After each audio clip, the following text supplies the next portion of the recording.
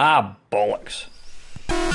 Okay guys, welcome to another video. I was actually debating with myself what to call this. I was actually thinking about calling it ZX Spectrum Perfect My Arse, and I thought, nah, that's just going to complicate things too much. I think one Perfect My Arse series is quite enough. So what I decided to call it is just a bloody big look at every Manic Miner game known to man. Well, at least everyone that I could possibly find. What can we say about Manic Miner? Have we got half an hour or more? Manic Miner, it's a platform game, obviously, as you can probably tell. It was, I'm actually reading this straight from Wikipedia, so it's obviously true. It was a platform video game originally written for the ZX Spectrum by Matthew Smith. He seems to have become a bit of an icon in the sort of gaming industry.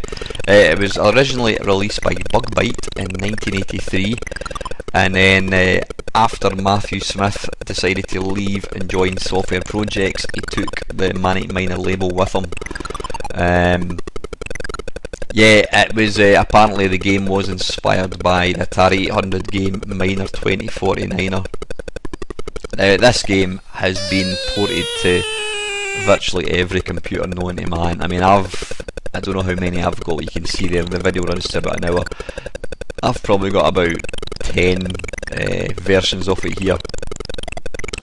Just, I mean, the length of sort of platforms it was put on was just ridiculous. I mean, again, I'm looking at the thing here: Spectrum, Amiga, Amstrad CPC, BBC, Commodore 16, Commodore 64, DOS, Dragon 32, Game Boy Advance, Windows, mobile phones, MSX, Oric, Sam Coop, MTX, PMD85. I've got absolutely no idea what that is. I don't know what that one is. It says it was released in 1983. What are my memories of this game? I can remember my mate, my mate Gavin. He wasn't into video games at all, but he came to visit me one day, and he told me about this game that he'd been playing at his cousin's house, and it was called Manic Miner. And I hadn't really heard of it at that point, and obviously over time, you know, through magazines and that kind of stuff, I mean, we're talking about before the internet and that kind of thing, I became aware of the game, and it wasn't a game that really, being a C64 owner, I mean, this is the Spectrum one we're looking at here just now. That's me playing it. What I actually did, guys, was I played all the games. I played every single version bar one, which you'll see later on. It was a sort of prototype, but every version you see here is me actually playing the game, and I decided just to do the commentary thing later on, so I'm doing that this morning, where I recorded all these last night. Yeah, it's a typical Spectrum game, bright, kind of garish graphics. So being a C64 snob like I was back in the day, I just kind of scoffed at this. You know, this was rubbish compared to, you know, Bounty Bob Strikes Back, and we had things like Impossible Mission, and Spectrum owners were playing this.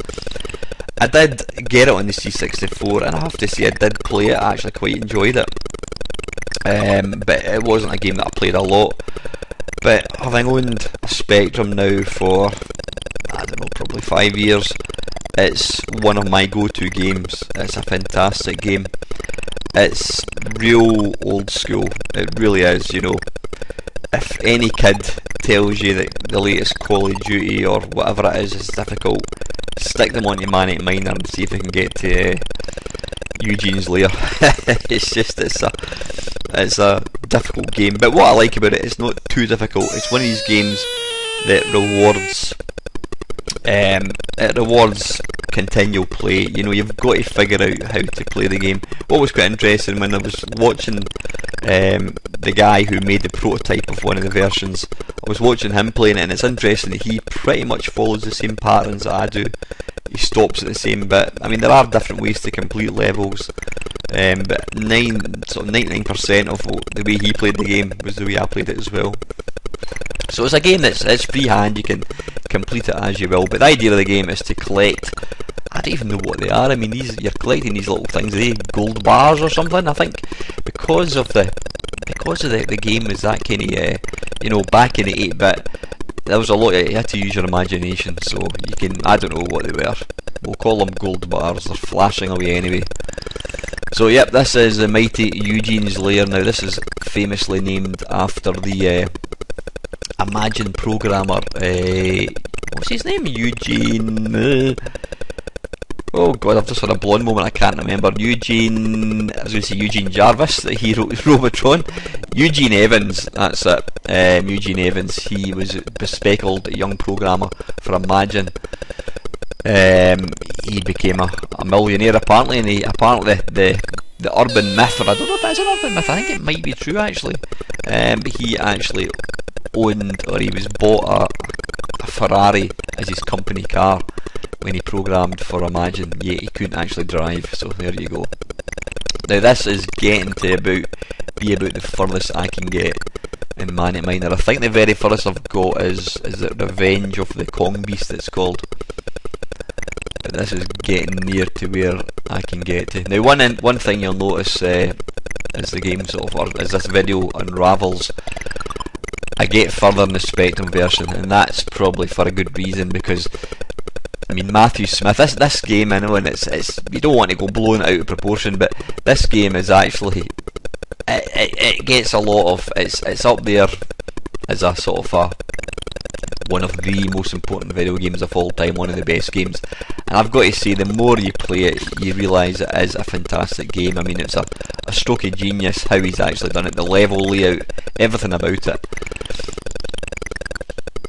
I mean, the actual the characters that he came up with were just completely bizarre. I mean, I've no idea, they're obviously sort of Pac-Man on springs.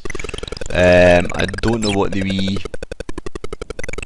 sort of things that you can kind of, if you touch you die. You've obviously got plants, but if you look to where the Pac-Man is, there's little not Pac, I'm talking nonsense, at the top there's a little yellow thing which kills you. I have no idea what that is. It looks like a wee kind of gamepad, but some of the sprites in the game are just totally bizarre.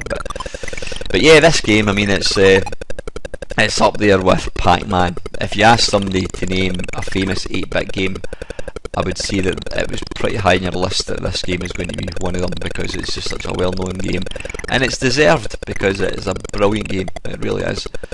I mean, there weren't many 8-bit games that were ported to stuff like the mobile phones, Game Boy Advance.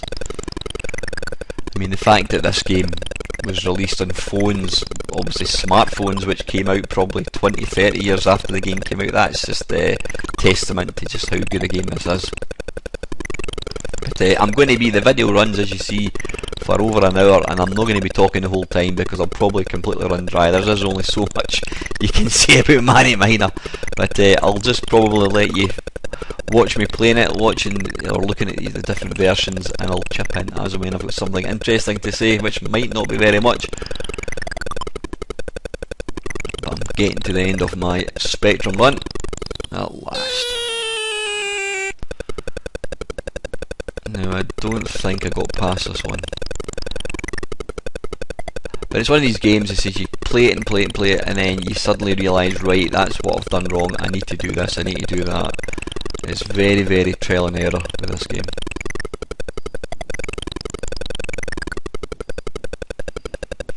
But as I was saying earlier on, I think it's no coincidence that I got further in the Spectrum version than I did out of any other version, and that's just because it's been tweaked and honed so well, and probably it's because it's the version that I've played the most.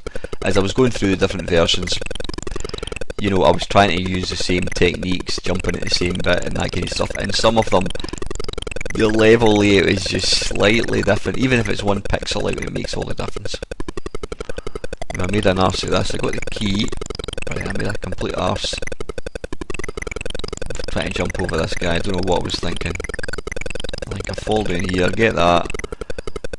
I probably should have. I tried to run here and.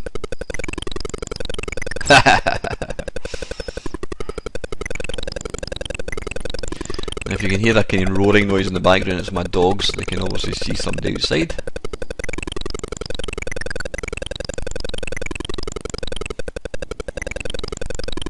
Be quiet.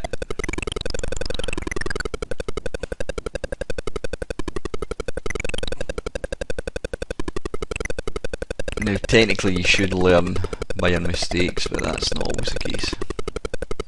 I would love to complete this game, but I'm just I'm not good enough. Maybe that should be my bucket list before I die, complete Manic Miner. Now I'm actually just, as I'm watching myself playing, I think you should get the right hand key, then move across and get the last key. Right, that was the Spectrum one. This is the Amstrad one.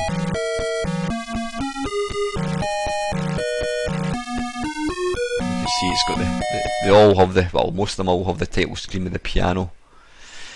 Now Amstrad, only slight colour clash there. You can see it kind of bleeds a wee bit. Yeah, the only downside to me not commentating as I play it, then I can sort of tell you, it's hard to remember how each game played, but graphically this is pretty accurate. Slight changes of colour with some of the sprites.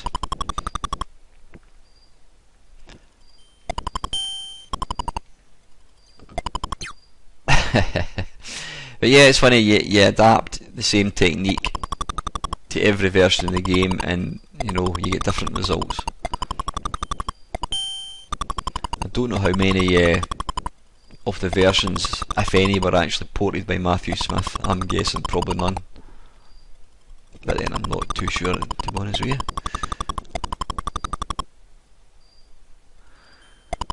This one can be difficult, you've got to time it right. Nah, I should have jumped there though.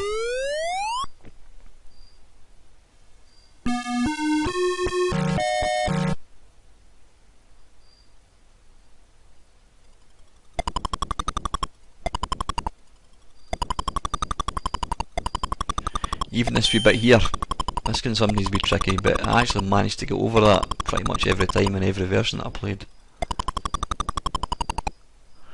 Now, if you time it right, you can actually get up on that second platform. So pick this one up. You've really got to jump. Now, oh, there we go. Pick that one up. Backtrack a wee bit and get a good run at it. Then you need to backtrack and go. And then it should be shooty in after this. It's one of these games, like, you know, you don't rush it because you'll just simply not complete it. You've got to take your time.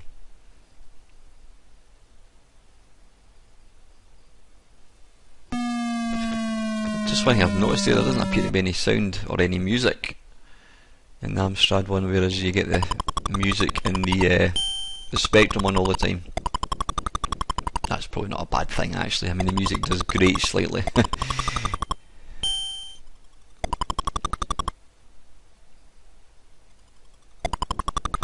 I was lucky I went. Right, just stay here son. Oh well, okay. Don't listen to me. Get that now. I used to always just fall right down here until somebody showed me you can actually, well it's too late now, you can actually just jump to the right hand side and fall down that wee shaft. Like, well, you'll see it later on.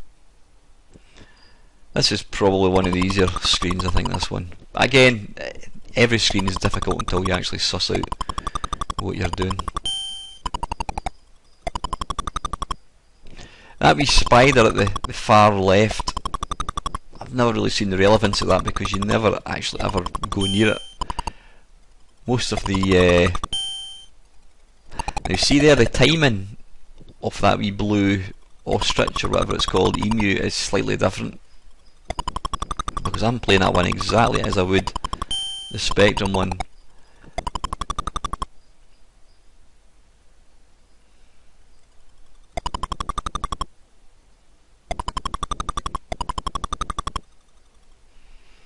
Seems to be pausing slightly, I don't know what's going on there.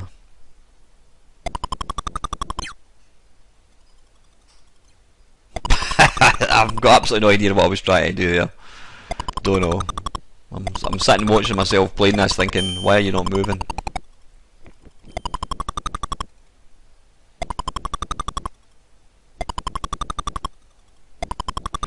I can look at the size of the video file for each system that I'm playing. I can sort of work out roughly. That was a bit silly.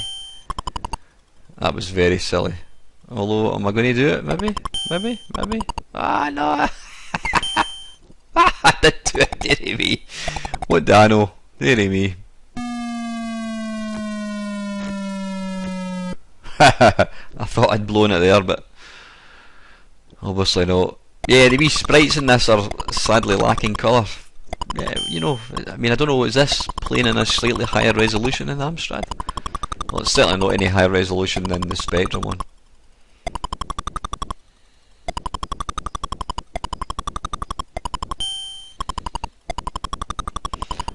Now, there's different ways to do this. You can either jump straight across, or else you can fall to the wee moving platform below and then jump up. You need to fall down to the right here, and then jump down here,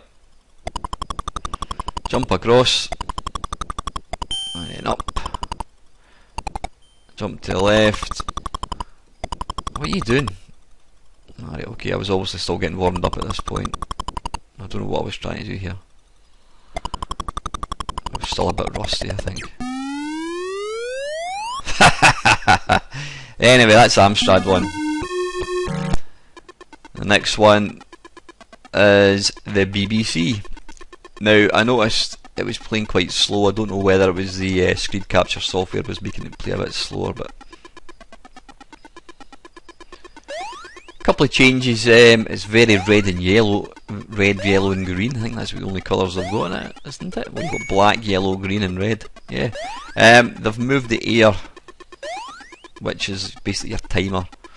They've moved that from along the bottom of the screen and stuck it on the left hand side. It seems to be quite a high res version. I might actually have a shot of this on my BBC upstairs. It looks really nice. Right, now come on Alan, you need to jump. Now! Oh, damn it. If you don't get it first time, that's you screwed.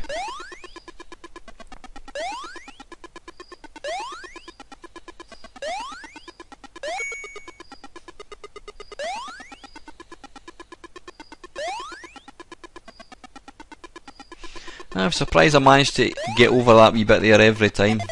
It can sometimes be tricky.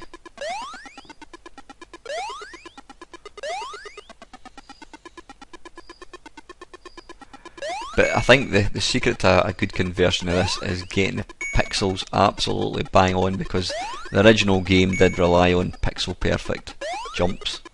So if a game is slightly out with a number of pixels, then it's just not going to play the same, and I noticed that a few times when I was playing some of these versions.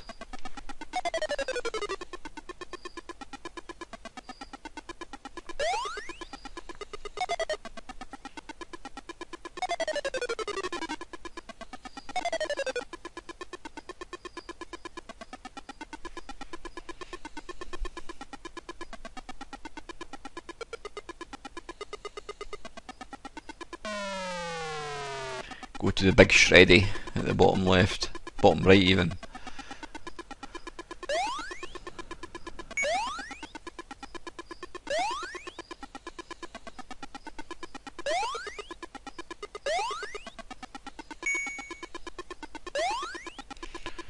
Yeah, what are these, the tennis bats you're picking up? Possibly, who knows? Only Matthew Smith would know. Now I'm actually very fortunate. I have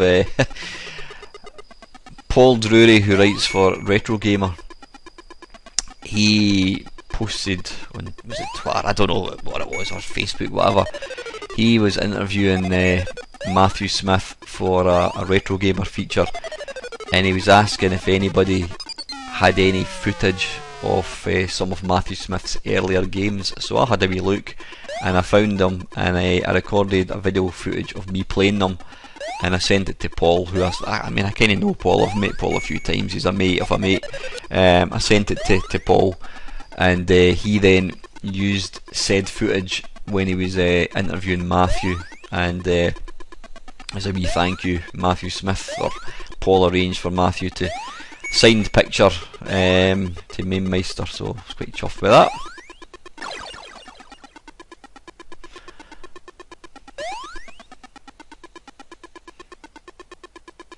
I mean, Matthew Smith is probably I'm sure other 8-bit programmers wouldn't mind me saying this is probably the best known 8-bit programmer, certainly in the UK, just for this game. And you can see this goes a wee bit slow. I don't know whether that's the system or whether that's just because I've got the software running, I don't know. I'm coming to the end of my BBC run. Oh, jump, jump, jump, jump. Oh, see, that looks alright. Yeah, that's the BBC one.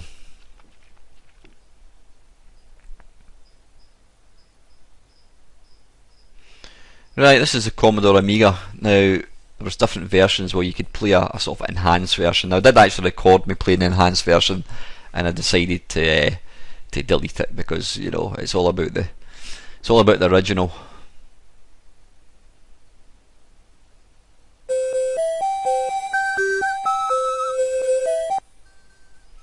This looks all very pretty.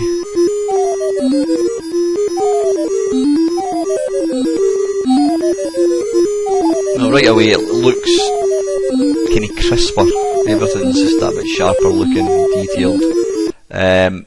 Music, the music is quite a bit faster.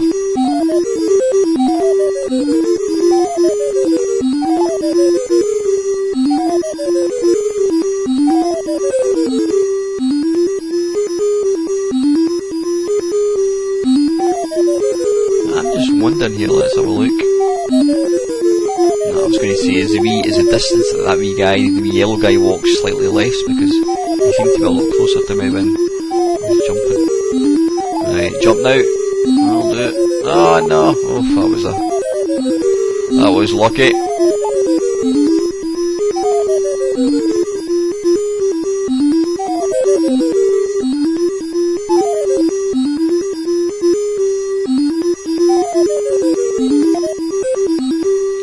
If you want to be smart, you can actually fall into the wee platform and still jump over the wee yellow guy.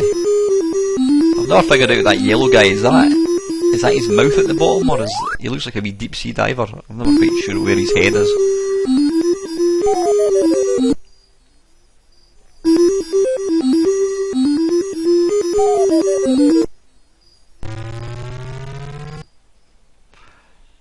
Now, that looked to me like he turned too soon, that penguin. We'll need to have an action replay.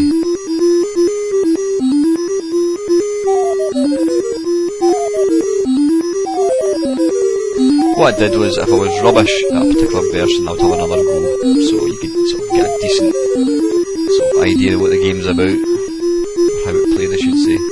Yeah, this bit here, so when you jump over him,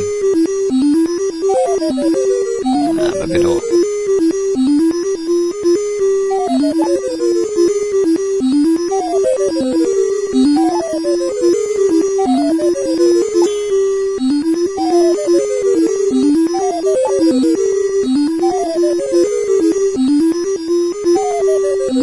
Oddly, I find the music more irritating in this version. I don't know why.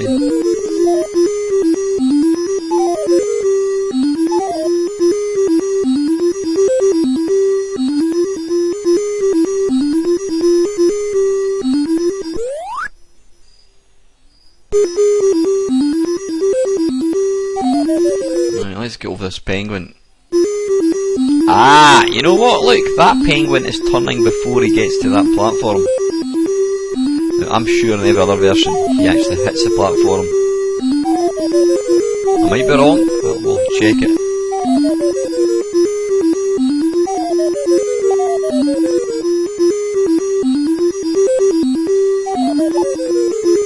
You'll see he doesn't even get to the platform, he stops just before it turns, and I'm sure in other versions it actually gets to the platform and then turns.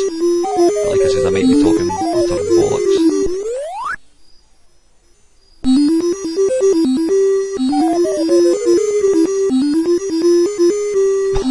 I'm just lucky.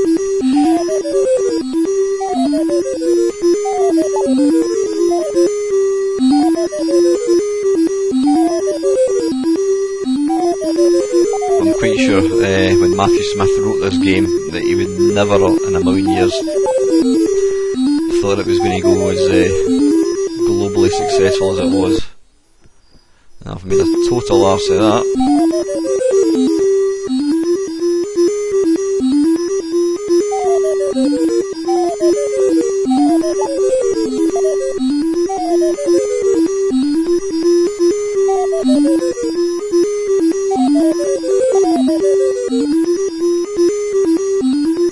Looking at the game file, I'm not going to do it here because the video ends. Get over that one, okay. Get over that one. And that, the timing just seems to be slightly different. So yeah, that is the Commodore Amiga one.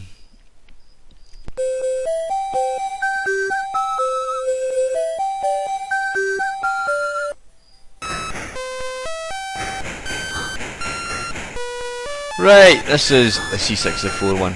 This is the one that I played back in the day, and I always thought it was pretty good.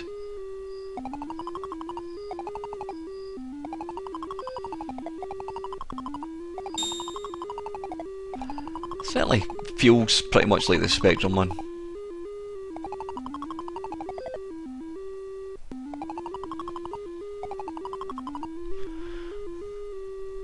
I'm just looking at the thing here. It says, where was it here? At the time, its standout features included in-game music and sound effects, high replay value and colourful graphics, which were well designed for the graphical limitations of the ZX Spectrum. The Spectrum's video display allowed the background and foreground colours to be exchanged automatically without software attention, and the animated load screen appears to swap the words Manic and Miner through manipulation of this feature. On the Spectrum, this was the first game with in-game music. Oh, that's interesting. The playing of which required constant CPU attention and was thought impossible. It was achieved by constantly alternating CPU time between the music in the game. This results in the music's stuttery rhythm. The in-game music is In the Hall of the Mountain King, from Edvard Grieg's music to Henrik Ibsen's play Peer Gynt. The music that plays during the title screen is an arrangement of the Blue Danube.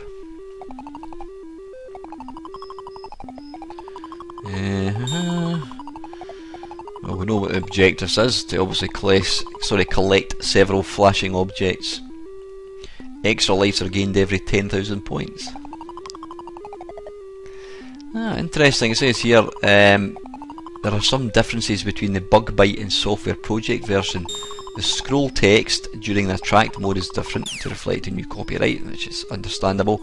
In the processing plant, the enemy at the end of the conveyor belt is a bush in the original, whereas the Software Project one, it resembles a Pac-Man ghost. In Amoebatron's Revenge, I'll warn you now, you'll not get to see that screen because I'm not good enough. In Amoebatron's Revenge, the original Bug Byte Amoebatrons look like alien octopuses with tentacles hanging down, whereas the Software Project Amoebatrons resemble the Bug Byte logo, smiling beetles with little legs up their sides. That's interesting. I wonder why he changed that. Obviously I understand the copyright stuff, but yeah, the C64 one isn't bad at all. That was the one that I played a lot. I mean, my favourite one is the Spectrum one because that was the original, and it just, I don't know, it just feels that wee bit better.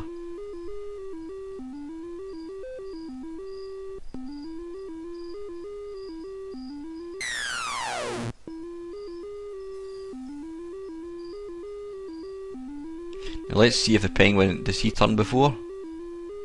Nope, see, he gets to that platform then turns. So I was right. That's what I'm saying, you can play what you think is the same game and apply the same techniques, but if the game hasn't been written 100% accurately, then it's going to play different. And that's why I made it the sort of the mess of the Amiga one, because the wee penguin changes too soon.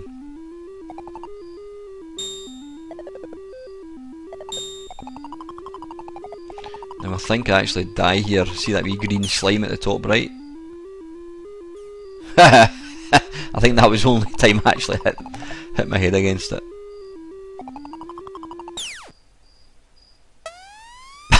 I don't know what I was trying to do there. Anyway, that's the C64 one. Let's batter on.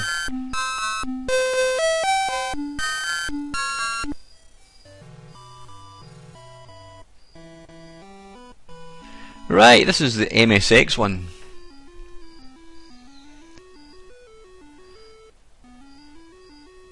it's you know, it's bizarre. It's got a kind of MSX look to it. The MSX seems to use a lot of reds, oddly enough. But I'm sure this one played actually quite nicely.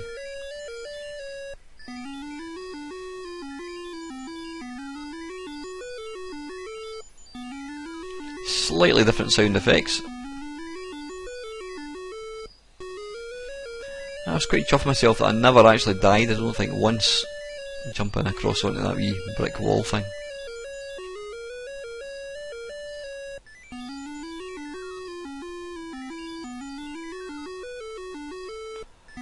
Something that I might actually do is that there's bound to be a speed run of this game. I'm sure somebody who's good at it could probably complete it in about 5 minutes.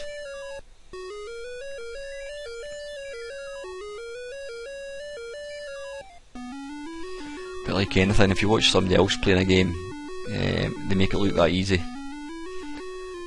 And believe you me, this is not an easy game.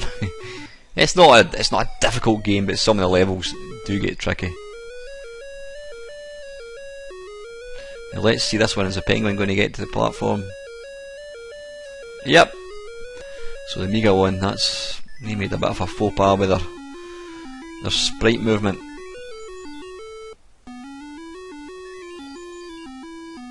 But if that was the only version you played, then you really probably wouldn't know. You wouldn't be any the wiser. You would just play accordingly. But when you're trying to adopt the same sort of technique, then it's not going to work.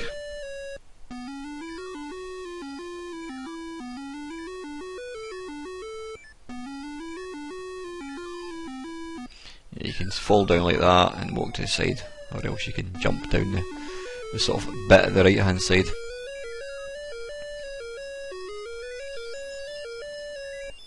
But this was quite a nice version actually. I wasn't surprised. It's not a particularly taxing game, I wouldn't have thought.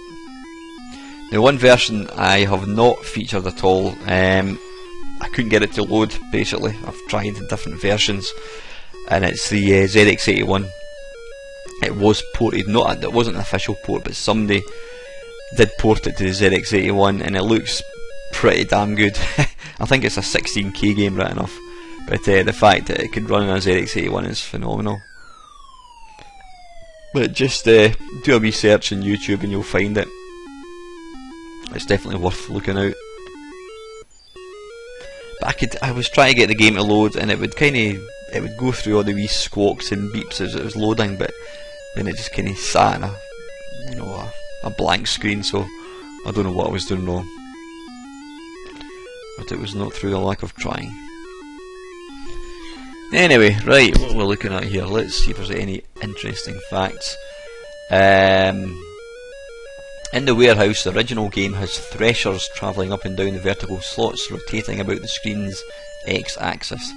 The Software Project's version has impossible triangle sprites, which was the Software Project's logo, instead, which rotate about the screen's Z-axis. The bug bite cheat code was a numerical sequence 6031769,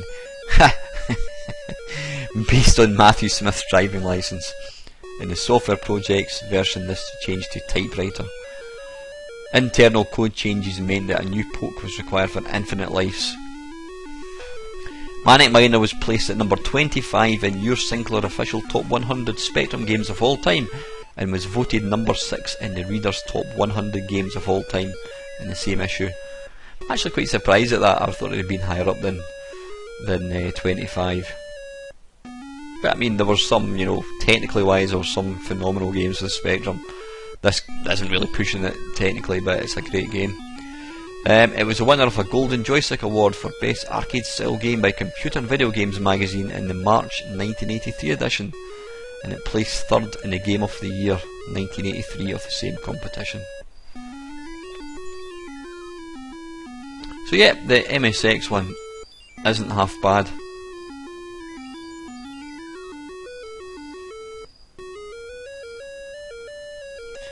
Now, apparently, and unfortunately I wasn't able to find it, I dare say it might be on YouTube, but I didn't really want to go and steal somebody's video.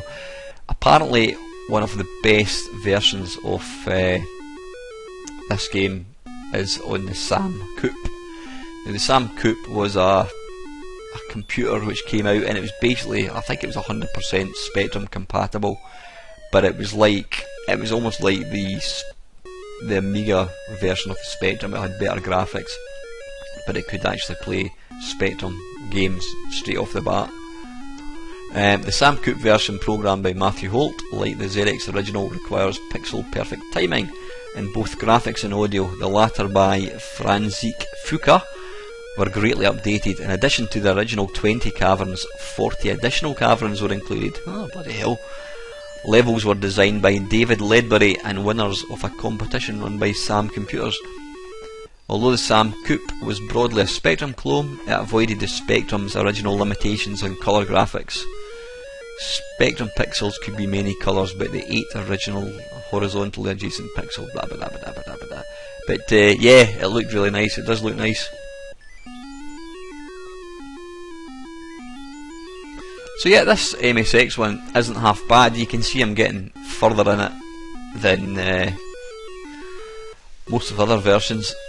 Now the MSX does have the same processor as the Spectrum, I believe. Ah, you can see there, see at the bottom, there's a little Pac-Man ghost on the bottom right escalator thing. Now on the original it was a plant. That's the MSX one. That's pretty good. Right, you can probably tell this isn't an 8-bit version. This is actually Game Boy Advance. Again, it had 2 different versions, but I went for the I think this was the sort of called the original version. Now you can see here it's a lot faster than the original. Stop it, Archie! So I'm grumping at somebody outside. Yes, it plays a lot faster. One thing I don't like about this version is the background. It's got this annoying sort of wallpaper background,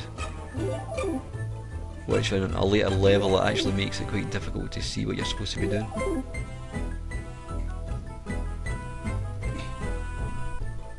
Yeah, this doesn't really feel too much like the original. It's got a padlock. They've kind of tried to enhance the graphics a wee bit. I like the noise as the air goes down at the end. It's like a sort of a record getting played in reverse. Okay, this is, I guess if Manic Miner ever came out in the arcade, then this would be what it's like.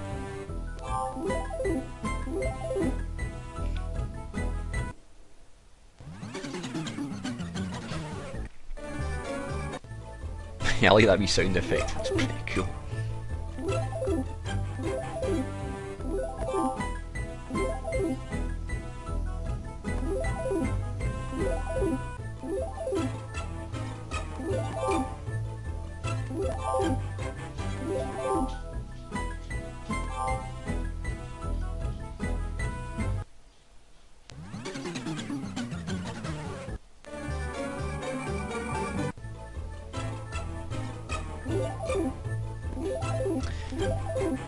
It's starting to get a wee bit kind of cluttered looking. You should just have made it a black background, I think.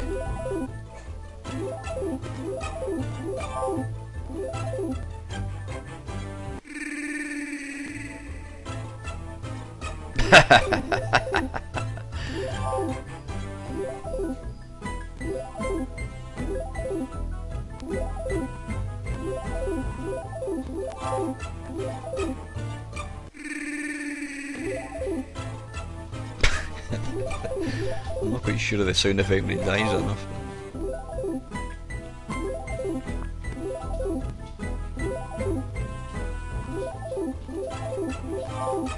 Because it obviously plays a lot faster, it kind of changes how it actually plays.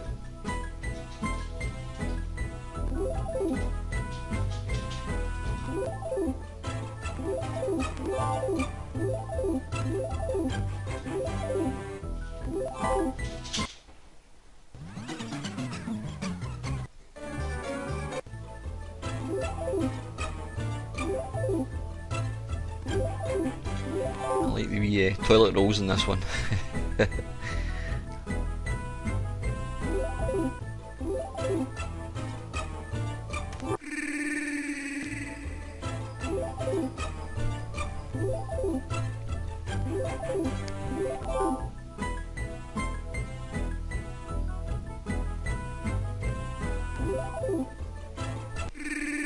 bizarre looking background to that one. It's like eyeballs and teeth. It's quite gruesome looking. Some kind of Geiger-esque wallpaper thing. Right, let's see what other interesting facts we've got. BBC Micro, blah blah blah blah.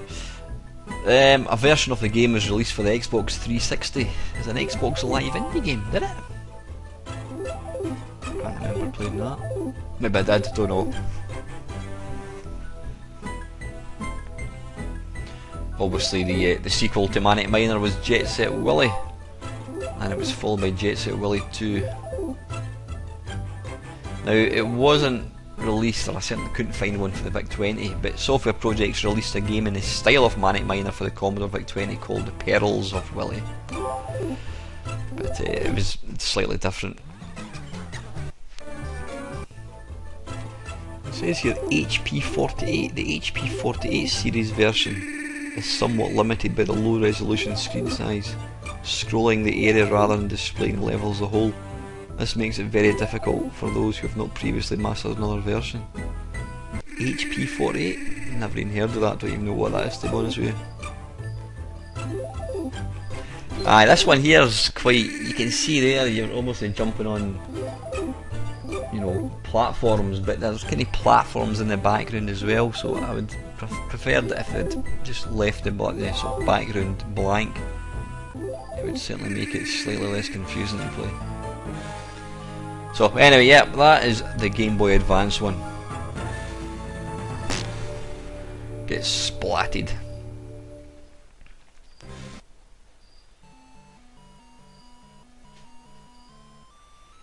Right, this is the Auric 1 version. Rather bright looking.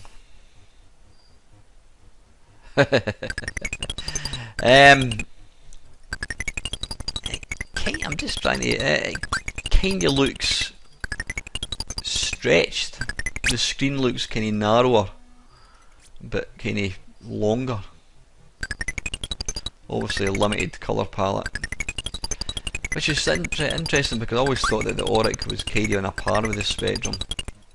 I mean, there's only what, 3 colours. There's white, green, and red. It looks primarily red. It's also fiendishly difficult, as you can probably tell.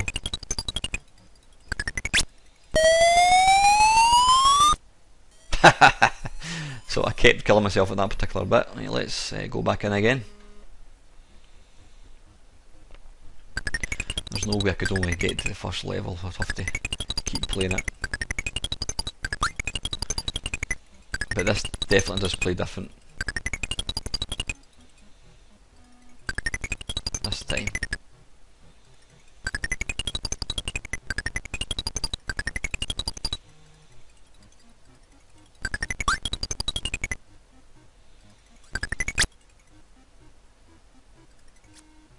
I don't know what I was doing there. Absolutely no idea what I was doing there.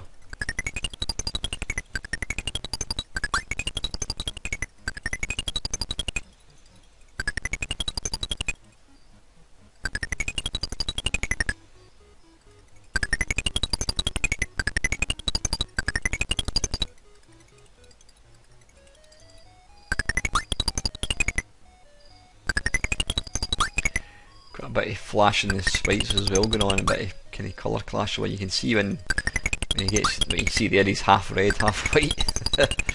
So, oh, and he's completely red there. So it's obviously to do the way the graphics are displayed in Auric. Neither that, it's sloppy programming, and you can see that wee guy there, he's green until he gets to the platform and he goes red for some strange reason. So it's not the greatest conversion, unfortunately.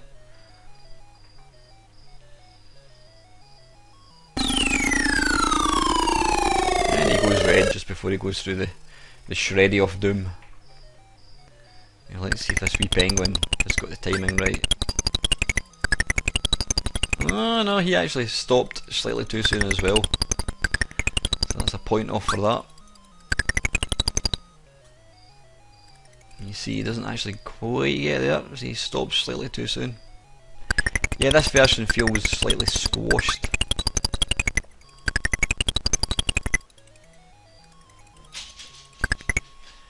has kind of got the authentic Spectrum jumping sound though.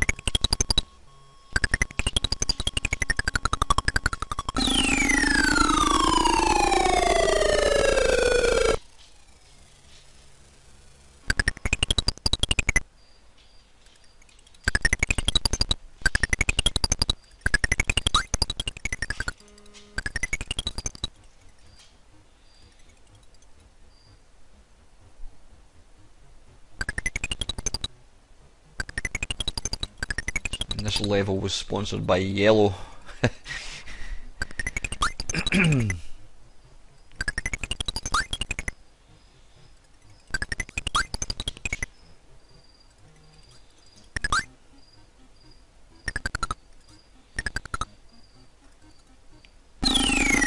Excuse me.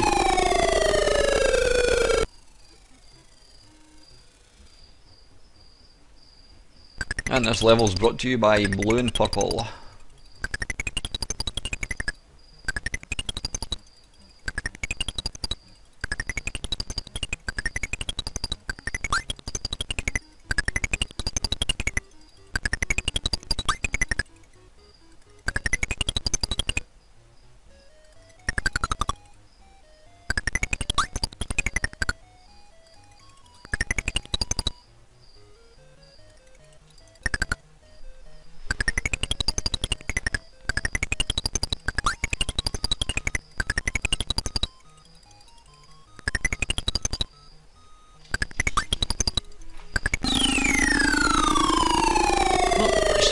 Up just with one jump.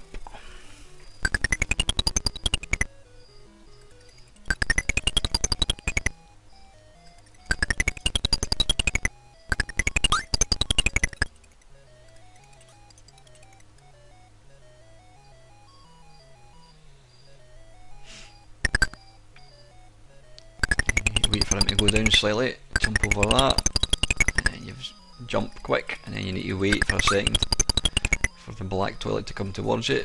Jump over that, walk to left, fall down, get the wee box down there, avoiding the wee plant, turn gently here, and jump, watch your head in the toilet.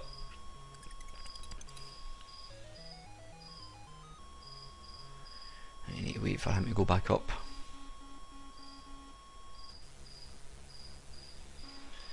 He's changing colour big style. Like I says, I mean I never owned an Auric. It's not a computer I've actually got, so I don't know the sort of hardware limitations of the machine. But it's certainly glitching. It's probably one of the poorest versions I would say so far.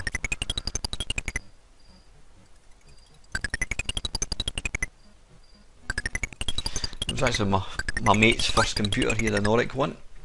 But he's actually got, what's he got? He's got the Auric Atmos, which was the sequel. I don't think it was any more powerful, it just looked better. It had the, instead of the sort of rubber membrane type keyboard, or like the Spectrum, the dead flesh keyboard, it had a proper keyboard. So that is the Auric one. Right, this was an interesting oddity. Now, that was it, it just started, there was no title screen. I don't even know if it's an official port.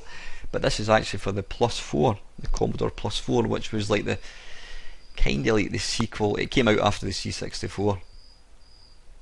There appeared to be a complete lack of any sound. It looks quite, it kind of looks like a higher res slightly, or is that just my imagination? I'm not too sure.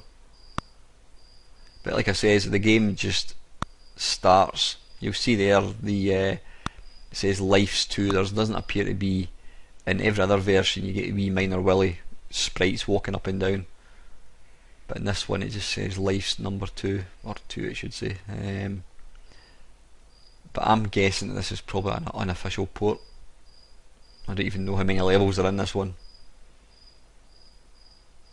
but it does look quite nice.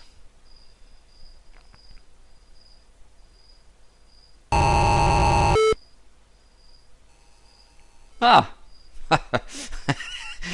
Actually, you only get one sound effect. Is he going to turn? Yep, that's correct. Good. At least I've got that right.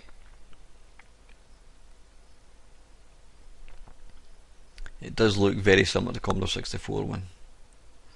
Because I've played so many this game, you actually start to forget what one's what, but it does look very similar. But I'm guessing, since there's complete wacky sound apart from this sound effect, that it's probably a work in progress.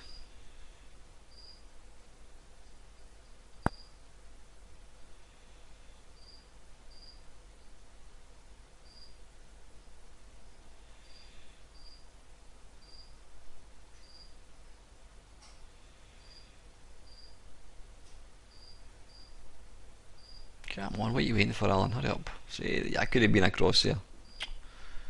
The problem is, if you leave it now, I've kind of missed it. So the timing of the other bird's going to be out slightly. So if you're used to playing it a certain way, you've really got to try and see. That's, yep, the timing of that bird. Normally that bird would be coming towards you, which you could jump over, but because I delayed in getting up to the top platform, it kind of flung everything out.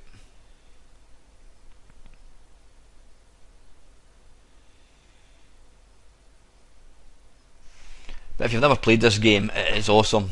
You'd really need to make a point of playing it. But I think I'll need to watch one of these speedruns to see how the experts do it. The timing does seem to be completely different in this version.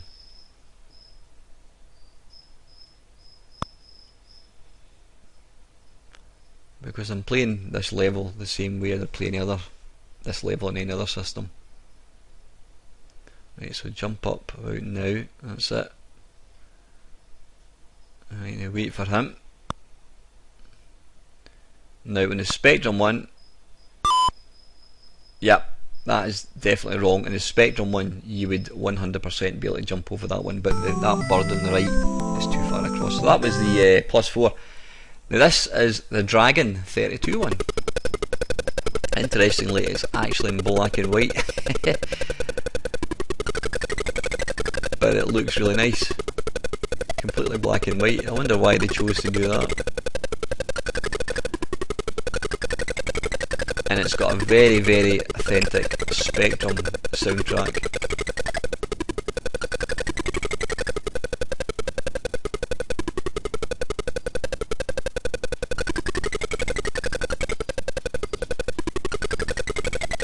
This almost feels like the Spectrum one, but in black and white, if that makes any sense. What are you doing? I don't know why I was stopping there. You know what I was doing? I was actually trying to...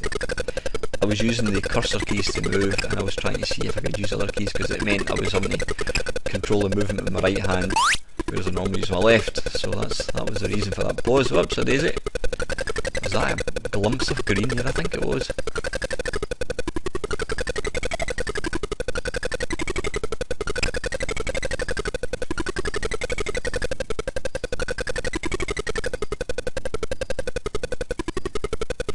When I was recording this version earlier on, it was going really slow and the sound was all messed up. It seemed to be the timing of the game was getting affected with the screen capture software, so I had to use a different software for this one.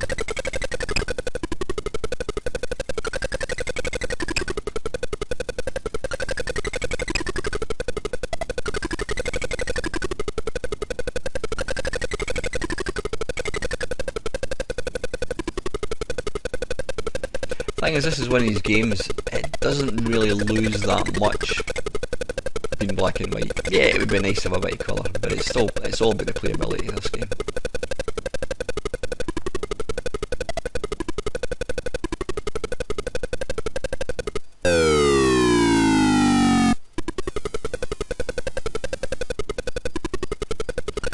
Let's see if the penguin's going to get to the platform before he turns. Dearie me. Yep, perfect.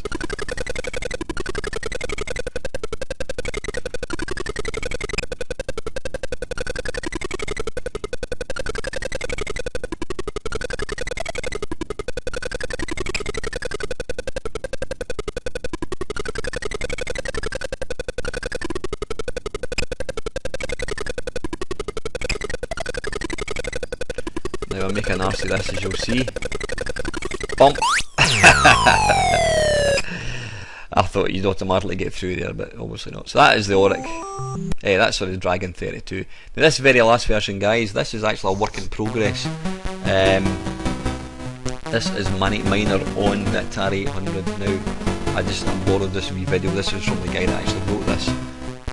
This is a work in progress, and I've got to say it looks really, really nice.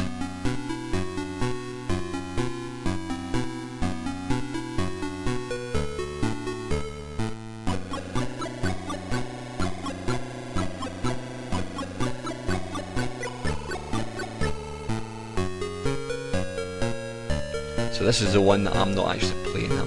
This was the guy doing a wee playthrough himself. I actually stopped it because it was kind of, he obviously got quite far in the game. But I couldn't actually find a finished version of this.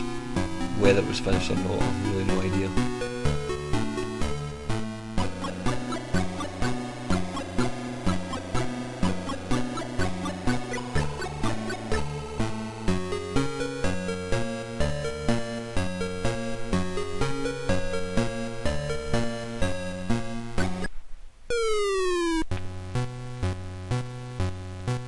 Timing right?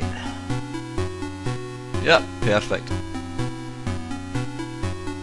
I think the Atari 800, again, I mean the Atari was one of these machines, it was before its time. I mean it came out earlier than all the other 8-bits, and so I think the Atari hadn't sold that well. So when this game came out, the Atari wasn't really a viable option, so that's probably why it was never ported officially. Which is a shame, because you can see here it's does an absolutely cracking version.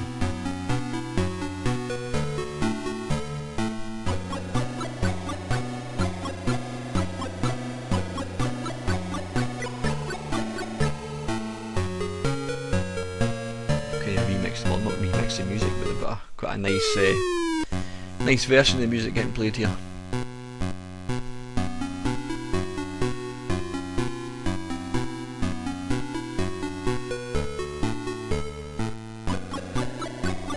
What I like about this one is he's actually right. He's cheating obviously. He hadn't picked up all the flashing things, whatever it is you've got to collect. That's also because it's a beta. I don't know why I didn't play the full thing there. It's been a bit sneaky. Aye, what you'll notice here is actually he's even used the sort of Spectrum font for the high score, you know, for the words at the bottom, high score and abandoned uranium workings, which is a nice wee touch. It kind of helps to make it look authentic.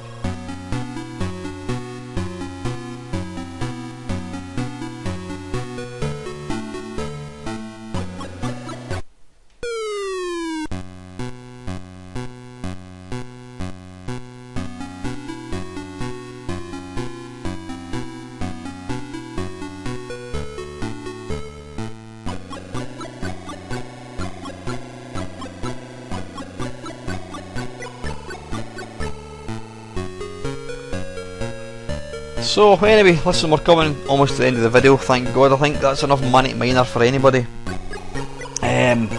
Some fantastic versions. There's not really been, I would say probably the poorest version is possibly the Auric, but again, if that was the only one you ever got to play, you'd probably be quite happy with it.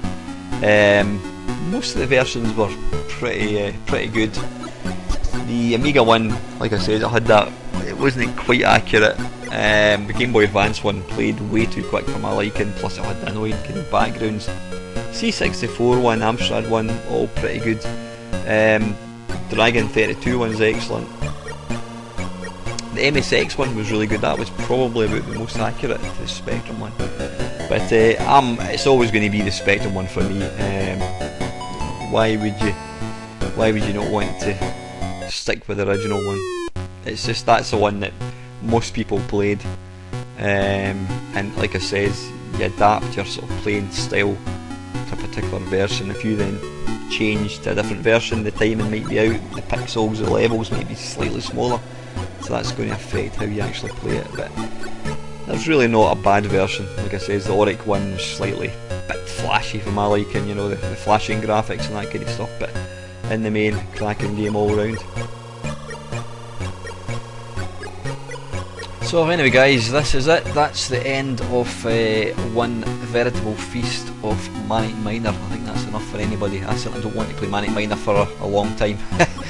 But if you haven't really played it, go and check it out. It's a fantastic game. But anyway, listen, thank you very much for watching. If you're not a subscriber and you want to watch more videos, please hit that subscribe button. And as usual guys, thanks very much for watching.